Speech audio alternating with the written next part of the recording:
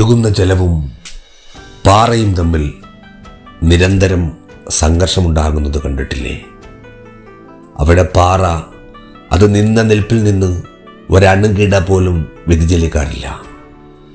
പാറ അതിൻ്റെ നിലപാടിൽ ഒരു വിട്ടുവീഴ്ചക്കും തയ്യാറല്ല. പക്ഷെ ജലം പതുക്കെ വഴിമാറി ഒഴുകും. അതിൻ്റെ വഴിയിലൂടെ അത് മുന്നോട്ടു പോകും.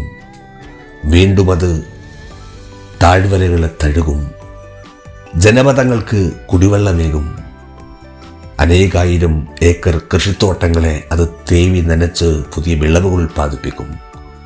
ഒരുപാട് ജീവജാലങ്ങൾക്ക് അത് ദാഹമകറ്റും. അങ്ങനെ അത് മുന്നോട്ട് പോവുകയാണ്. ആരെങ്കിലും അതിനെ തടകെട്ടിയാൽ അത് ഭൂമിയിലേക്ക് ഊർന്നിറങ്ങി എവിടെയെങ്കിലും ഒരു ജലമുകുളമായി പൊട്ടി വീണ്ടും അത് ആയിരങ്ങളെ സേവിച്ച് അതൊരു പുഴയുടെ ഭാഗമായി ഇങ്ങനെ ഒഴുകി ഒഴുകി ഒഴുകി ഒടുവിൽ അനന്തസാഗരത്തിൻ്റെ അലറിയടിക്കുന്ന അലമാലയുടെ ഭാഗമായി അത് അനന്തമായ നിദ്രയിൽ ഇങ്ങനെ വിലയം പ്രാപിക്കും. അവിടെ നിന്ന് ഒരു നീരാവിത്തുള്ളിയായി ഉയർന്നു പൊങ്ങി വീണ്ടും അത് പെരുമഴയുടെ ഭാഗമായി വീണ്ടും അതിങ്ങനെ ജനപഥങ്ങളെ സഹായിച്ചുകൊണ്ടേയിരിക്കും. ഇവിടെ പാറയാണോ ജലമാണോ വിജയിക്കുന്നത്?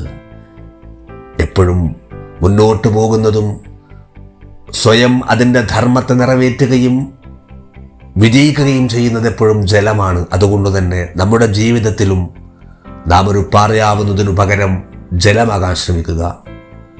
ചുറ്റുപാടുമുള്ളവരെ സേവിക്കാൻ തയ്യാറാവുക. വിട്ടുവീഴ്ച ചെയ്യുക. സംഘർഷങ്ങൾ ഉണ്ടാകുമ്പോൾ അവിടെ നിന്ന് ഒഴുകിപ്പോകാൻ ശ്രമിക്കുക. അങ്ങനെ പോകുന്നവരാണ് തൻ്റെ ജീവിതത്തിൻ്റെ യഥാർത്ഥ ലക്ഷ്യത്തെ പൂർത്തീകരിച്ചവർ. നമുക്ക് ഓരോരുത്തർക്കും അതിന് കഴിയും.